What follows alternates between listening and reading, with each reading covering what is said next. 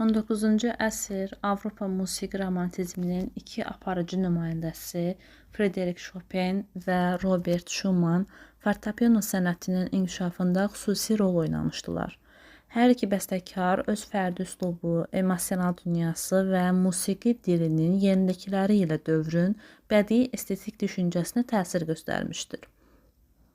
Onların yaradıcılığı romantik musiqinin iki müxtəlif istiqamətini əks etdirir. Chopin poetik lirizmin və incə zövqün simvolu, Schumann isə ideya dərinliyinin, daxili ziddiyyətlərin və emosional alovlanmanın ifadəçisidir. Chopin yaradıcılığının əsasını lirizm, poetik düşüncələr təşkil edir. Schumannda isə romantizmin daxili dramatizmi, psixoloji gərginliklər, obrazlı ziddiyyətlərin ön plana keçməsi yer alır. Schumannın musiqi dili daha çox ideyaya və bədii konsepsiyaya söykənir. Chopinin yaradıcılığı əsasən fortepianoya həsr olunmuşdu və bu alətin ifadə imkanlarına poetik parıltı vermişdi. Onun mazurkaları, nökturnləri, balladaları və etüdləri fortepiano ədəbiyyatının zirvələrində idi. Schumannda isə musiqi daha çox silsiləli şəkildə təsvir olunur. Məsələn, karnaval, uşaq səhnələri, fantaziya və s. O, fortepianoda psixoloji portretləri və daxili dialoqları yaratmağa üstünlük vermişdi. Chopin musiqisində Polşa xalq rəqsləri, mazurka və polonez xüsusi yer tutur. Bu da onun yaradıcılığının milli kökünü müəyyən edir. Schumann isə əsasən Alman romantizminin poetikasına əsaslanırdı. Onun musiqisində literal motivlər, şairlərin obrazları, romantik qəhrəmanlıq ideyası güclü idi.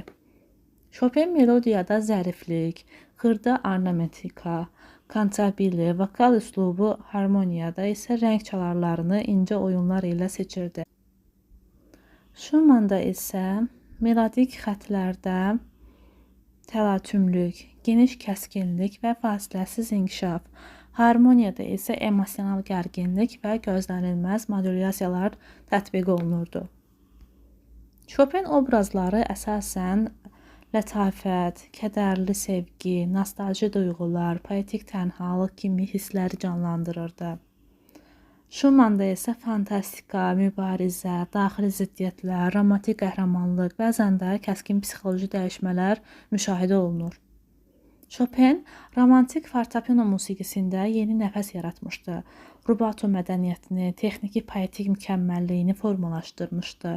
Schumann isə həm fortepiano, həm də kamera və vokal musiqisində romantizmin bədii ideya dairəsini genişləndirmişdi. Musiqini ədəbiyyatla birləşdirərək yeni estetik xətt yaratmışdı. Schumann və Chopin romantik musiqinin iki müxtəlif, lakin bir-birini tamamlayan istiqamətini təmsil edirlər. Chopin musiqi poeziyasının, incə lirizmin və fortepiano poeziyasının ustası idi. Schumann isə emosional psixologizmin, ideya dərinliyinin və bədii ziddiyyətlərin qüdrətli ifadəçisi idi. Onların yaradıcılığı 19-cu əsr musiqi mədəniyyətinin ən yüksək zirvələrindən hesab olunur və bu gün də dünya musiqi mədəniyyətinin əsas sütunlarından biridir.